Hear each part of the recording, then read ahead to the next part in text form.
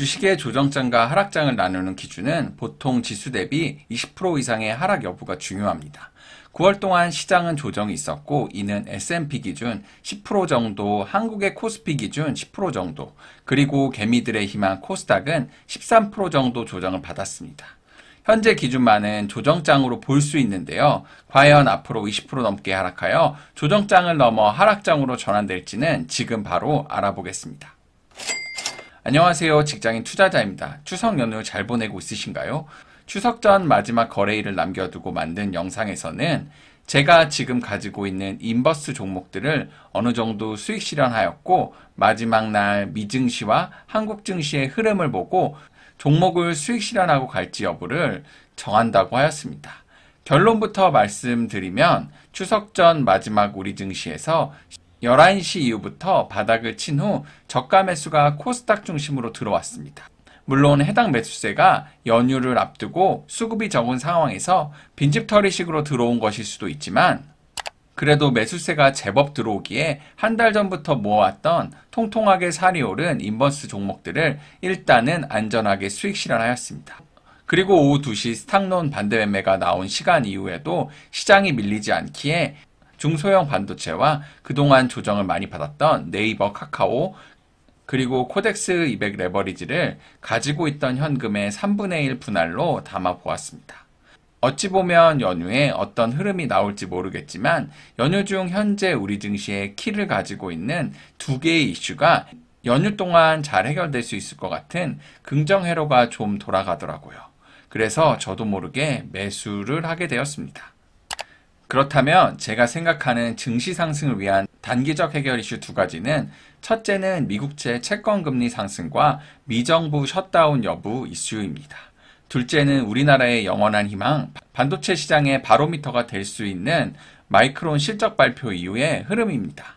오늘 영상을 만든 이유는 제가 생각하는 두 개의 키 이슈에 대해 연휴 동안 어느 정도 결과가 나와서 같이 분석해보고 연휴 전 잡았던 종목 대응에 대해 전략을 짜보고 공유해보기 위함입니다.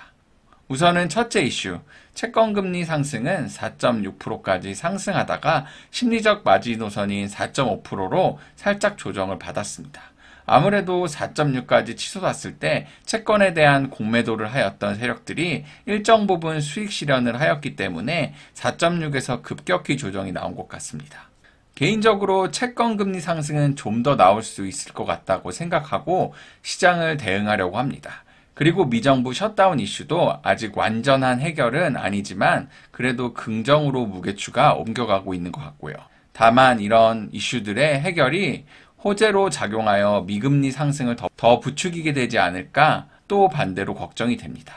왜냐하면 시장의 상승과 하락은 결국 꿈보다 해몽인 것처럼 발생한 뉴스를 마켓 메이커들이 어떻게 해석해서 시장의 상승과 하락의 재료로 쓰는 것이니까요.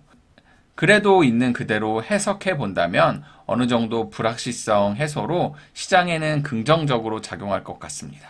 그럼 두 번째 키 요소인 반도체의 바로미터인 마이크론 실적은 안 좋았습니다.